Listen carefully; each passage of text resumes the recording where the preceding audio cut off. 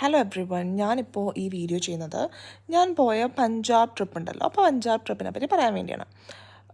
So ഞാൻ എൻ്റെ കോളേജിൽ നിന്നാണ് പഞ്ചാബിലോട്ട് പോയത്.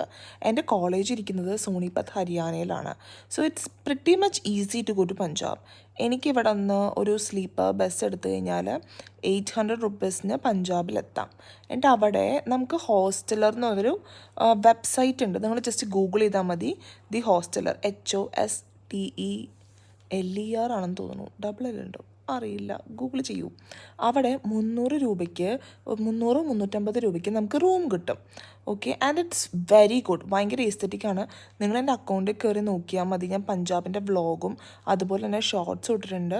സോ അതിൽ റൂം ടൂറും ഞാൻ ചെയ്തിട്ടുണ്ട്, കാണാൻ പറ്റും.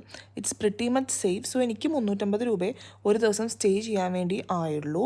അത് കഴിഞ്ഞ് ഫുഡ് ഞാൻ ഭയങ്കര ലോക്കൽ ഫുഡാണ് കഴിച്ചത്. ഒരു സ്ഥലത്തും കഫേസിലാണ് ഭയങ്കര എക്സ്പെൻസീവ് ആയിട്ടൊന്നും കഴിച്ചില്ല. നമ്മൾ അവിടെ തന്നെ ഓട്ടോക്കാരുടെ നമ്പർ എടുത്തിട്ട് നോക്കുക, നമ്മളവരോട് സംസാരിച്ച് നോക്കുക അവർ ഫീസിബിളായിട്ടാണോ നമുക്ക് എല്ലാ കാര്യങ്ങളും ചെയ്തു തരുന്നതെന്ന്. നിങ്ങൾ കോമൻറ്റ് സെക്ഷനിൽ പറയുകയാണെങ്കിൽ ഞാൻ ഒരു ഓട്ടോച്ചാരൻ നമ്പർ തരാം കേട്ടോ. He's really good.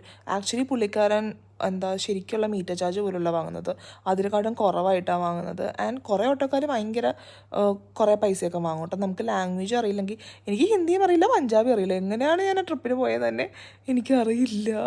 But it was good. Punjabis are generally very helpful and they're so good to us.